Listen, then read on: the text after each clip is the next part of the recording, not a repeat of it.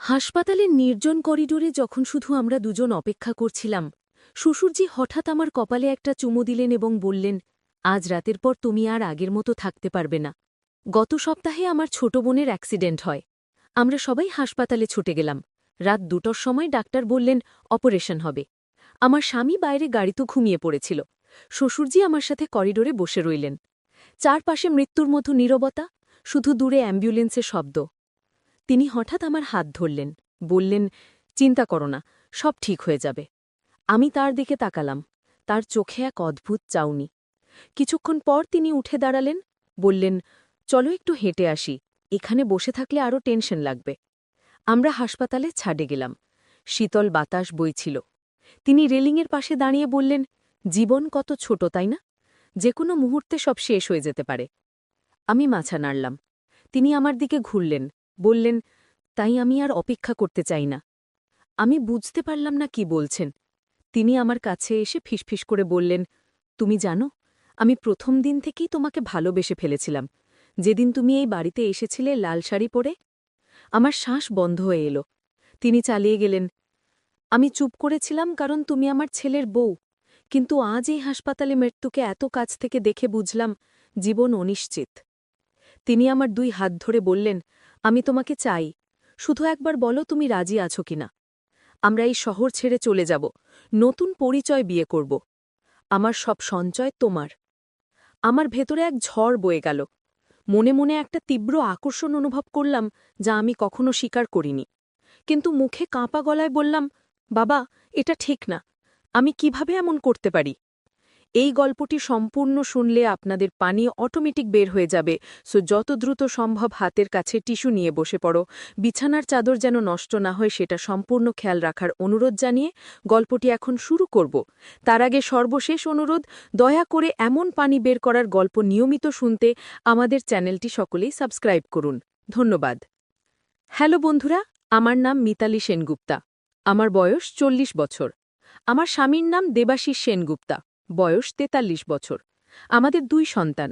রাহুল 17 বছর বয়সী, কলেজে পড়ে। পিয়া 10 বছর বয়সী, স্কুলে যায়। আমাদের সবার জীবন ছিল খুবই স্বাভাবিক, যতক্ষণ না সেই ভয়াবহ রাতটা এসে আমার পুরো জীবনটাকে ওলটপালট করে দিল। গত সপ্তাহে আমার ছোট বোনের অ্যাক্সিডেন্ট হয়। আমরা সবাই হাসপাতালে ছুটে গেলাম। রাত 2টোর সময় ডাক্তার বললেন অপারেশন হবে। আমার স্বামী বাইরে গাড়িতে ঘুমিয়ে পড়েছিল। শ্বশুরজি আমার সাথে করিডোরে বসে রইলেন। চারপাশে মৃত্যুর মতো নীরবতা, শুধু দূরে অ্যাম্বুলেন্সের শব্দ। তিনি হঠাৎ আমার হাত ধরলেন, বললেন, চিন্তা করো না, সব ঠিক হয়ে যাবে। আমি তার দিকে তাকালাম। তার চোখে এক অদ্ভুত চাউনি। কিছুক্ষণ পর তিনি উঠে বাড়ালেন, বললেন, চলো একটু হেঁটে আসি, এখানে বসে থাকলে আরও টেনশন লাগবে। আমরা হাসপাতালের ছাদে গেলাম। শীতল বাতাস বইছিল। তিনি রেলিংয়ের পাশে দাঁড়িয়ে বললেন, জীবন কত ছোট তাই না? যে কোনো মুহূর্তে সব শেষ হয়ে যেতে পারে। আমি মাথা নাড়লাম। তিনি আমার দিকে ঘুরলেন, বললেন, তাই আমি আর অপেক্ষা করতে চাই না। আমি বুঝতে পারলাম না কি বলছেন। তিনি আমার কাছে এসে ফিসফিস করে বললেন, তুমি জানো, আমি প্রথম দিন থেকেই তোমাকে ভালোবেসে ফেলেছিলাম, যেদিন তুমি এই বাড়িতে এসেছিলে লাল শাড়ি পরে। আমার শ্বাস বন্ধ হয়ে এলো। তিনি চালিয়ে গেলেন, আমি চুপ করেছিলাম কারণ তুমি আমার ছেলের বউ, কিন্তু আজ এই হাসপাতালে মৃত্যুকে এত কাছ থেকে দেখে বুঝলাম জীবন অনিশ্চিত। তিনি আমার 2 হাত ধরে বললেন, আমি তোমাকে চাই, শুধু একবার বলো তুমি রাজি আছো কিনা।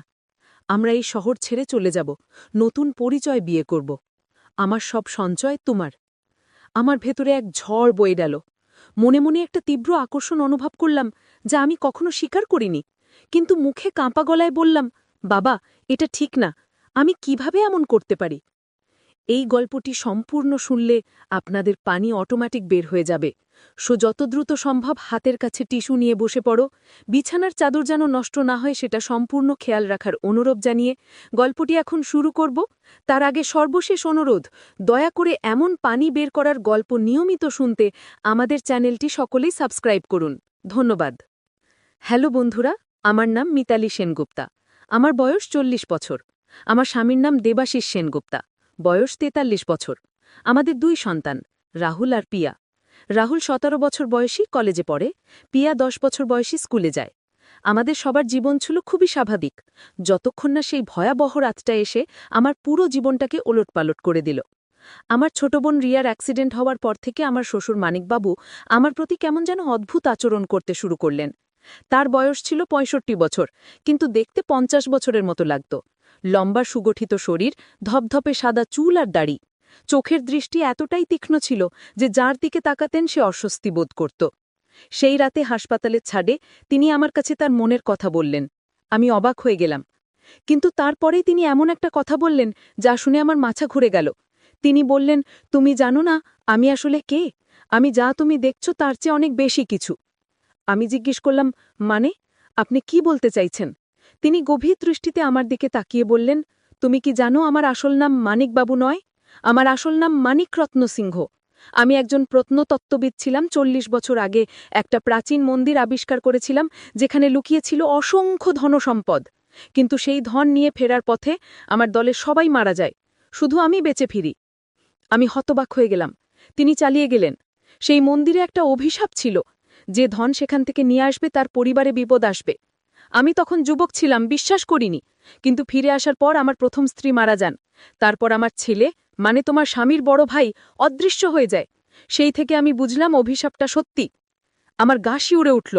তিনি বললেন, তোমার ছোট বোনের অ্যাক্সিডেন্ট কোনো সাধারণ দুর্ঘটনা নয়, এটা সেই অভিশাপের ঔষ, এবং পরবর্তী টার্গেট হচ্ছে তুমি। আমি কাঁপতে কাঁপতে বললাম, কি বলছেন? এসব কি সত্যি? তিনি মাথা নাড়লেন, বললেন, আমি তোমাকে এই শহর থেকে নিয়ে যেতে চাই, কারণ এখানে থাকলে তুমি বিপদে পড়বে। যে কথা আমি আগে বলেছিলাম সেটা আসলে একটা টেস্ট ছিল। আমি দেখতে চেয়েছিলাম তুমি কতটা বিশ্বস্ত। আর তুমি পাশ করেছ, তুমি নৈতিকতা বজায় রেখেছ। আমি বুঝতে পারছিলাম না কি ভাবতে হবে। তিনি বললেন, এখন আমাকে বিশ্বাস করো, আমরা একসাথে সেই মন্দিরে যাব এবং অভিশাপ ভাঙার উপায় খুঁজব। কিন্তু এর জন্য তোমাকে আমার সাথে আসতে হবে। তোমার স্বামী বা বাচ্চারা জানতে পারবে না, কারণ এই অভিশাপ শুধু পরিবারের মহিলাদের টার্গেট করে। আমার মন বলছিল এটা পাগলামি, কিন্তু আমার বোনের অবস্থা দেখে আমার ভয় হচ্ছিল। তিনি বললেন, তুমি যদি না আসো তাহলে তোমার মেয়ে পিয়া পরবর্তী শিকার হবে। আমি মিথ্যা বলছি না, আমার কাছে প্রমাণ আছে। তিনি হাত থেকে পুরনো একটা ডায়েরি বের করলেন। সেখানে লেখা ছিল বিভিন্ন তারিখ এবং ঘটনা। আমি দেখলাম প্রতিটা তারিখে পরিবারের কোনো না কোনো মহিলার মৃত্যু বা দুর্ঘটনার উল্লেখ আছে। সবচেয়ে ভয়ঙ্কর ব্যাপার হলো শেষ এন্ট্রিতে লেখা ছিল, পরবর্তী মিতালি সেনগুপ্তা, তারিখ 28 অক্টোবর। আজকে তারিখ ছিল 26 অক্টোবর, মানে আমার কাছে মাত্র 2 দিন সময় ছিল। আমি ভয়ে কাঁপতে শুরু করলাম। তিনি আমার কাঁধে হাত রেখে বললেন, ঘাবড়াও না, আমি তোমাকে বাঁচাবো, কিন্তু তার জন্য আমাদের আজই রওনা দিতে হবে। সেই মন্দির এখান থেকে 700 কিলোমিটার দূরে, পূর্ব ইন্ডিয়ার এক গভীর জঙ্গলে। আমি বললাম, কিন্তু আমি কিভাবে যাব? আমার স্বামী, বাচ্চারা? তিনি বললেন, তুমি বলবে তোমার এক বন্ধু অসুস্থ, তাকে দেখতে কলকাতা যাচ্ছি। আমি বলবো এক পুরনো বন্ধুর সাথে দেখা করতে যাচ্ছি। আমরা আলাদা আলাদা যাব, কিন্তু একটা নির্দিষ্ট জায়গায় মিলিত হব। আমি ভাবতে থাকলাম, একদিকে আমার পরিবার, অন্যদিকে আমার জীবন এবং আমার মেয়ের নিরাপত্তা। শেষ পর্যন্ত আমি রাজি হলাম। আমি বললাম, ঠিক আছে, আমি যাব। পরের দিন সকালে আমি দেবাশিসকে বললাম, আমার স্কুলের বন্ধু সোমা খুব অসুস্থ, তাকে দেখতে কলকাতা যাচ্ছি। দেবাশিস বিশ্বাস করল। মানিকবাবু তার ছেলেকে বললেন, এক পুরনো বন্ধুর সাথে দেখা করতে যাচ্ছেন। আমরা দুজনে আলাদা আলাদা ট্রেনে চড়লাম। মানিকবাবু আমাকে একটা ফোন নাম্বার দিয়েছিলেন, যেটা দিয়ে আমরা যোগাযোগ রাখব। আমি ট্রেনে বসে ভাবছিলাম, আমি ঠিক কাজ করছি কিনা। ট্রেন চলতে চলতে সন্ধে হয়ে গেল। আমি একটা ছোট্ট স্টেশনে নামলাম, যার নাম ছিল রানীগঞ্জ জাংশন। স্টেশনের বাইরে মানিকবাবু একটা পুরনো জিপ নিয়ে দাঁড়িয়েছিলেন। আমি জিপে উঠলাম। তিনি বললেন, এখান থেকে আমাদের জঙ্গলের ভেতর দিয়ে যেতে হবে, রাস্তা খুবই খারাপ, প্রস্তুত থেকো। জিপ চলতে শুরু করল। চারপাশে ঘন জঙ্গল, কোনো মানুষের চিহ্ন নেই, শুধু পাখির ডাক আর গাছের পাতার খসখস শব্দ। আমার মন খারাপ হতে লাগল। আমি ভাবলাম, আমি কি করছি? কিন্তু আমার মেয়ের মুখ মনে পড়তেই সাহস পেলাম। প্রায় 3 ঘন্টা চলার পর আমরা একটা পুরনো বাংলোর সামনে এসে থামলাম। মানিকবাবু বললেন, এখানে আমরা রাত কাটাবো, কাল সকালে মন্দিরের দিকে রওনা হব। বাংলোটা দেখতে ভয়ঙ্কর লাগছিল।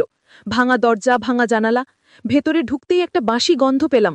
মানিকবাবু একটা মোমবাতি জ্বালালেন। ম্লান আলোয় দেখলাম ঘরের ভেতর পুরনো আসবাবপত্র ছড়িয়ে ছিটিয়ে আছে। তিনি বললেন, এই বাংলো ছিল আমার দলের বেস ক্যাম্প 40 বছর আগে। এখানে থেকেই আমরা মন্দির খুঁজতে যেতাম। শেষবার যখন আমি এখানে এসেছিলাম তখন আমার সাথে 5 জন সঙ্গী ছিল।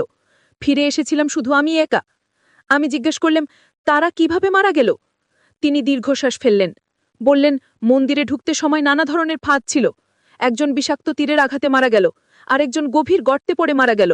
বাকি 3 জন, তাদের মৃত্যু আরও ভয়ঙ্কর ছিল। তারা অভিশাপের শিকার হয়েছিল।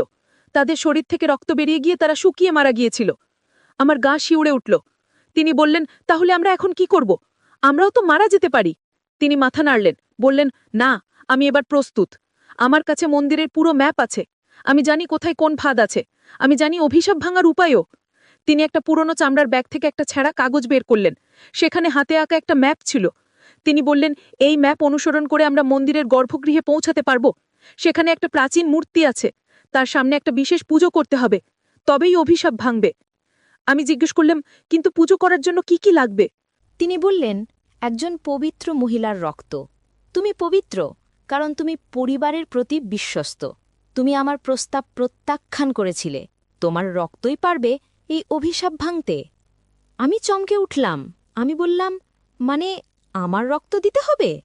তিনি বললেন, হ্যাঁ, কিন্তু বেশি না, শুধু কয়েক ফোঁটা। এতে তোমার কোনো ক্ষতি হবে না। আমি একটু ভয় পেলাম, কিন্তু রাজি হলাম। মানিকবাবু তারপর রান্নার ব্যবস্থা করলেন। তিনি সাথে করে শুকনো খাবার এনেছিলেন। আমরা দুজনে মিলে খেয়ে নিলাম। রাতে ঘুমাতে গিয়ে আমার অনেক চিন্তা হচ্ছিল। আমি ভাবছিলাম, আমার পরিবার এখন কি করছে? দেবাশিস কি ভাবছে? আমি কোথায়? বাচ্চারা কি আমার জন্য মিস করছে? কিন্তু তারপরেই আমার মনে হলো, আমি তাদের জন্যই তো এটা করছি, তাদের বাঁচানোর জন্য। পরের দিন খুব ভোরে ঘুম ভাঙল। মানিকবাবু তখনই উঠে গিয়েছিলেন এবং জিপ তৈরি করছিলেন। আমরা দুজনে চা বিস্কুট খেয়ে রওনা হলাম। জিপ প্রায় 2 ঘন্টা চলল। তারপর রাস্তা শেষ হয়ে গেল। মানিকবাবু বললেন, এখান থেকে আমাদের হেঁটে যেতে হবে, প্রায় 5 কিলোমিটার। আমরা হাঁটা শুরু করলাম। জঙ্গল ক্রমশ আরও ঘন হতে লাগল। গাছের ডালপালা এত বেশি ছিল যে সূর্যের আলো মাটিতে পৌঁছাচ্ছিল না। চারপাশে অন্ধকার। মানিকবাবু একটা টর্চ জ্বালিয়ে সামনে এগিয়ে যাচ্ছিলেন। হঠাৎ তিনি থেমে গেলেন। তিনি ফিসফিস করে বললেন, সাবধান, এখানে বন্য পশু থাকতে পারে, শব্দ করো না। আমরা খুব ধীরে ধীরে এগোতে লাগলাম। হঠাৎ একটা গর্জন শোনা গেল। আমার হৃৎস্পন্দন বেড়ে গেল। মানিকবাবু বললেন, বাঘ, কিন্তু দূরে আছে, চিন্তা করো না। আমরা আরও কিছু দূর গিয়ে একটা বড় পাথরের দেওয়াল দেখতে পেলাম। মানিকবাবু বললেন, এই তো মন্দিরের বাইরের দেওয়াল। দেওয়ালটা খুব উঁচু ছিল, প্রায় 20 ফুট। তার গায়ে প্রাচীন লিপি খোদাই করা। মানিকবাবু সেই লিপি পড়তে শুরু করলেন। তিনি বললেন, এখানে লেখা আছে যে এই মন্দিরে প্রবেশ করবে তাকে 3টি পরীক্ষা দিতে হবে। প্রথম পরীক্ষা হল সাহসের, দ্বিতীয় পরীক্ষা হল বুদ্ধির, তৃতীয় পরীক্ষা হল ত্যাগের। আমি জিজ্ঞেস করলাম, এই পরীক্ষাগুলো কি? তিনি বললেন, আমি জানি না, আমাকে ভেতরে গিয়ে বুঝতে হবে। আমরা দেওয়াল ঘেঁষে হাঁটতে লাগলাম এবং একটা ছোট্ট দরজা খুঁজে পেলাম। দরজাটা আধ খোলা ছিল। মানিকবাবু ঠেলে খুললেন। ভেতরে ঢুকতেই একটা দীর্ঘ করিডোর দেখা গেল। করিডোরের দুপাশে পাথরের মূর্তি দাঁড়িয়ে আছে, প্রতিটা মূর্তির হাতে অস্ত্র। মানিকবাবু বললেন, এগুলো পাহারাদার মূর্তি, এরা নড়াচড়া করে না, কিন্তু এদের চোখ এড়িয়ে যাওয়া খুবই কঠিন। আমি জিজ্ঞেস করলাম, মানে? তিনি বললেন, এদের চোখে বিশেষ রত্ন বসানো আছে। সেগুলো আসলে ফাঁদের সেন্সার। যদি কেউ ভুল পথে হাঁটে তাহলে দেওয়াল থেকে বিষাক্ত তীর বেরিয়ে আসবে। আমার ভয় লাগতে শুরু করল। মানিকবাবু ম্যাপ দেখে সাবধানে এগোতে লাগলেন। তিনি বললেন, আমার পেছন পেছন এসো, যেখানে আমি পা রাখছি ঠিক সেখানেই পা রাখবে। আমরা খুব ধীরে ধীরে এগোতে লাগলাম। হঠাৎ মানিকবাবুর পা একটা পাথরের ওপর পড়ল এবং সাথে সাথে দেওয়াল থেকে একটা তীর বেরিয়ে এলো। কিন্তু তিনি দ্রুত সরে গেলেন এবং তীরটা তার কান স্পর্শ করে চলে গেল। তিনি বললেন, দেখলে, এই ধরনের ফাঁদ সব জায়গায় আছে, খুব সাবধানে চলতে হবে। প্রায় 15 মিনিট সাবধানে হাঁটার পর আমরা করিডরের শেষে পৌঁছালাম। সেখানে একটা বড় হলঘর। হলঘরের মাঝখানে একটা বড় পাথরের টেবিল। টেবিলের ওপর একটা প্রাচীন বই রাখা আছে। মানিকবাবু বললেন, এটা প্রথম পরীক্ষা, সাহসের পরীক্ষা। তিনি বইটা খুললেন। বইয়ে লেখা ছিল যে সত্য জানতে চায় তাকে অন্ধকারের মুখোমুখি হতে হবে। 3টে দরজা আছে।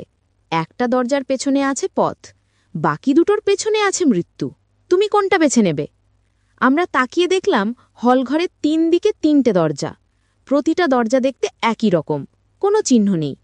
মানিকবাবু বললেন, এটা একটা মানসিক পরীক্ষা, এখানে বুদ্ধি নয়, সাহস পরীক্ষা করা হয়।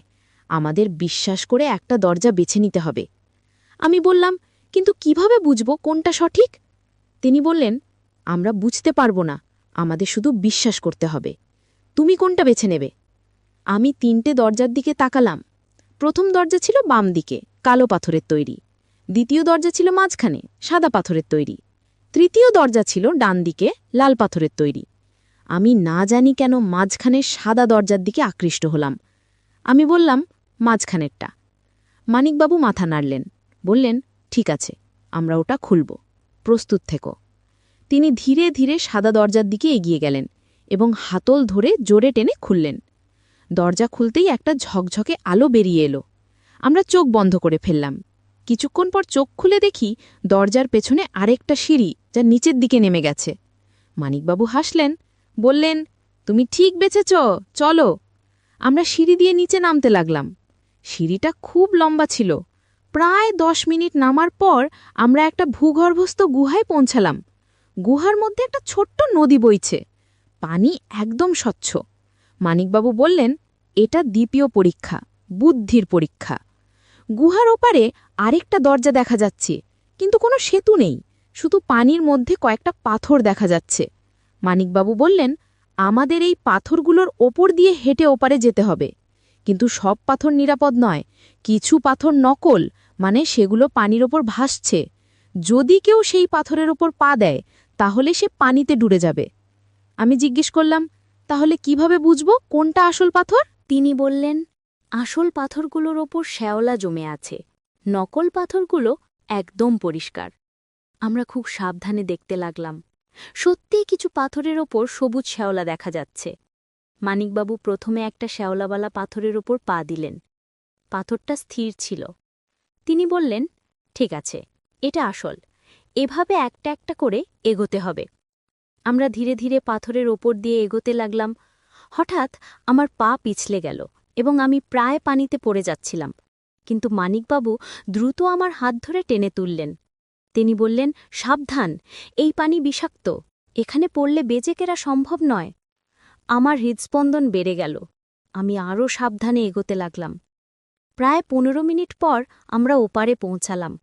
মানিকবাবু স্বস্তির নিঃশ্বাস ফেললেন, বললেন, চলো, এবার শেষ পরীক্ষা। আমরা দরজা খুলে ভেতরে ঢুকলাম। সেখানে একটা বড় গর্ভগৃহ। গৃহের মাঝখানে একটা প্রাচীন মূর্তি। মূর্তিটা একজন দেবীর, 4টে হাত, প্রতিটা হাতে একটা করে অস্ত্র। দেবীর সামনে একটা পাথরের বেদি। মানিকবাবু বললেন, এই তো সেই দেবী, এই দেবীকে খুশি করতে পারলে অভিশাপ ভাঙবে।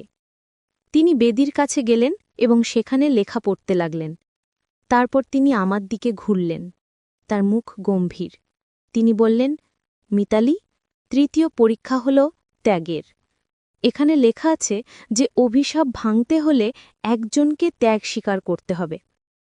আমি জিজ্ঞেস করলাম, কি ধরনের ত্যাগ? তিনি বললেন, যে এই অভিশাপ এনেছে তাকেই এখানে থেকে যেতে হবে চিরকালের জন্য। সে এই মন্দিরের রক্ষক হয়ে যাবে, আর যে ত্যাগ স্বীকার করবে তার পরিবার মুক্ত হবে। আমার মাথা ঘুরতে লাগল। আমি বললাম, মানে আপনাকে এখানে থাকতে হবে? তিনি মাথা নাড়লেন, বললেন, হ্যাঁ, এটাই নিয়ম। আমি এই অভিশাপ এনেছিলাম, তাই আমাকেই মূল্য দিতে হবে। কিন্তু ভয় পেও না, আমি প্রস্তুত। আমি জানতাম এই দিন আসবে। আমি বললাম, না, এটা ঠিক নয়, অন্য কোনো উপায় আছে নিশ্চয়ই। তিনি আমার কাঁধে হাত রাখলেন, বললেন, কোনো উপায় নেই। তুমি বাড়ি ফিরে যাও, তোমার পরিবারের সাথে সুখে থাকো, আমার জন্য চিন্তা করো না। আমি অনেক বছর বেঁচেছিলাম অপরাধ বোধ নিয়ে, এখন অন্তত শান্তি পাব। তিনি তারপর আমাকে তার ব্যাগ থেকে একটা ছোট্ট ছুরি দিলেন, বললেন, তুমি তোমার হাত থেকে কয়েক ফোঁটা রক্ত এই বেদির ওপর ফেলো, তারপর দ্রুত এখান থেকে বেরিয়ে যাও। আমি জানি পথ, তুমি যেভাবে এসেছ সেভাবেই ফিরে যাবে। জিপের চাবি তোমাকে দিয়ে দিচ্ছি। আমি কাঁদতে শুরু করলাম, কিন্তু মানিকবাবু বললেন, কেঁদো না, এটা আমার পছন্দ। আমি এই সিদ্ধান্ত নিয়েছি, এখন তুমি যা বলছি তাই করো। আমি কাপা হাতে ছুরিটা নিলাম এবং আমার হাতের তালুতে একটা ছোট্ট কাটা দিলাম। রক্ত বেরিয়ে এলো। আমি সেই রক্ত বেদির ওপর ফেললাম। সাথে সাথে পুরো গর্ভগৃহ কাঁপতে শুরু করল। দেবীর মূর্তি থেকে একটা উজ্জ্বল আলো বেরিয়ে এলো। মানিকবাবু চিৎকার করে বললেন, দৌড়াও, এখনই! আমি দৌড়াতে শুরু করলাম। পেছন ফিরে দেখলাম মানিকবাবু দেবীর সামনে হাঁটু গেড়ে বসে আছেন। তার চারপাশে একটা সোনালি বৃত্ত তৈরি হচ্ছে। আমি কাঁদতে কাঁদতে দৌড়াতে লাগলাম। গুহা, সিঁড়ি, হলঘর, করিডর সবকিছু দ্রুত পেরিয়ে আমি বাইরে বেরিয়ে এলাম। বাইরে এসে আমি জঙ্গলের মধ্যে দিয়ে দৌড়াতে লাগলাম। প্রায় 1 ঘন্টা দৌড়ানোর পর আমি জিপের কাছে পৌঁছালাম। আমি জিপে উঠে ইঞ্জিন স্টার্ট দিলাম এবং দ্রুত সেখান থেকে বেরিয়ে এলাম। আমি ট্রেনে চড়ে বাড়ি ফিরলাম। বাড়িতে এসে দেবাশিস জিজ্ঞেস করল, কেমন ছিল সুমার অবস্থা? আমি বললাম, অনেক ভালো, সে এখন সুস্থ। পরের দিন হাসপাতাল থেকে খবর এলো আমার বোন রিয়া সম্পূর্ণ সুস্থ হয়ে গেছে। ডাক্তাররা অবাক হয়ে গেলেন, কারণ তার আঘাত এতটাই গুরুতর ছিল যে সে বেঁচে থাকবে বলে কেউ আশা করেনি, কিন্তু সে অলৌকিকভাবে সুস্থ হয়ে গেল। আমার মেয়ে পিয়াও সম্পূর্ণ ভালো। আমার পরিবারের সবাই সুস্থ এবং নিরাপদ। কিন্তু মানিকবাবু আর ফিরে এলেন না। আমরা তাকে খুঁজলাম, পুলিশে রিপোর্ট করলাম, কিন্তু কোনো চিহ্ন পাওয়া গেল না। সবাই ভাবল হয়তো তিনি কোথাও চলে গেছেন। শুধু আমি জানি সত্যিটা। আমি জানি তিনি এখন সেই প্রাচীন মন্দিরে আছেন, সেই দেবীর সেবক হিসাবে। তিনি তার পরিবারকে বাঁচানোর জন্য নিজেকে উৎসর্গ করেছেন। কিন্তু এই গল্পের সবচেয়ে অবাক করা মোড় এখনো বাকি, যেটা আমি এতক্ষণ বলিনি। মানিকবাবু আসলে আমার জৈবিক বাবা। আমার মা যখন আমাকে গর্ভে ধারণ করেছিলেন, তখন তিনি মানিকবাবুর সাথে প্রেমের সম্পর্কে ছিলেন। কিন্তু পরিবারের চাপে তাকে অন্য কাউকে বিয়ে করতে হয়। মানিকবাবুও বিয়ে করেন, কিন্তু তিনি কখনো আমার মাকে ভুলতে পারেননি। যখন আমি বড় হলাম এবং দেবাশিসকে বিয়ে করলাম, তখন আমি জানতাম না যে দেবাশিস হচ্ছে মানিকবাবুরই ছেলে। মানে আমি আমার নিজের সৎ ভাইকে বিয়ে করেছি। মানিকবাবু এটা জানতেন। তিনি বুঝতে পেরেছিলেন যখন আমি তার বাড়িতে প্রথমবার এসেছিলাম। আমার মায়ের সাথে আমার মুখের মিল দেখে তিনি সব বুঝে গিয়েছিলেন। কিন্তু তখন বিয়ে হয়ে গিয়েছিল। তাই হাসপাতালে তিনি আমার কাছে সত্যিটা বলতে চেয়েছিলেন, কিন্তু আমার প্রতিক্রিয়া দেখার জন্য প্রথমে সেই নাটকীয় কথাগুলো বলেছিলেন। যখন আমি প্রত্যাখ্যান করলাম, তখন তিনি বুঝলেন আমি নৈতিকতায় বিশ্বাস করি। তখন তিনি আসল সত্যিটা বলার সিদ্ধান্ত নিলেন। মন্দিরে যাওয়ার আগে সেই বাংলোয় রাত কাটানোর সময় তিনি আমাকে সব বলেছিলেন।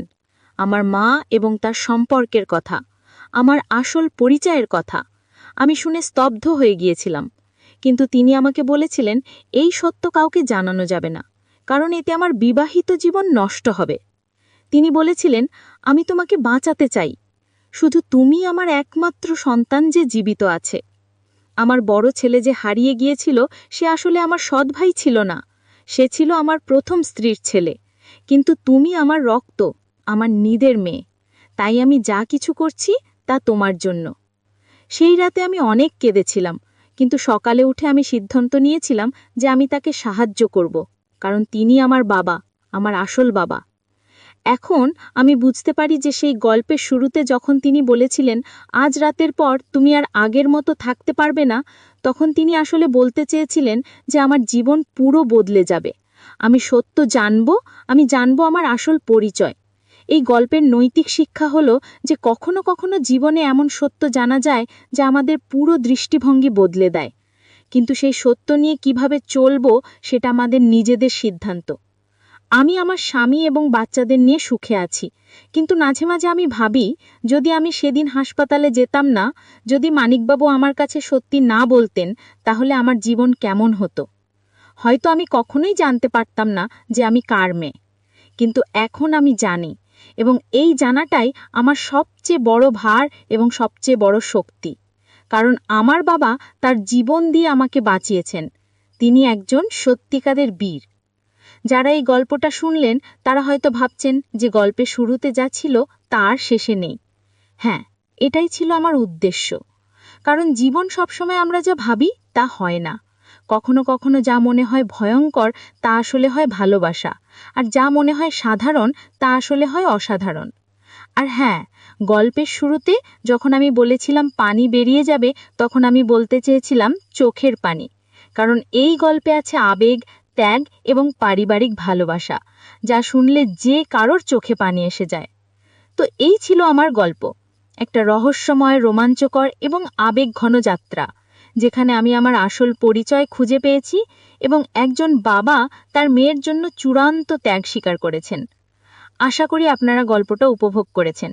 আর যদি সত্যিই আপনাদের চোখে পানি এসে থাকে, তাহলে একটা টিস্যু নিয়ে মুছে ফেলুন এবং আমাদের চ্যানেলটি সাবস্ক্রাইব করুন, যাতে এরকম আরও গল্প শুনতে পারেন।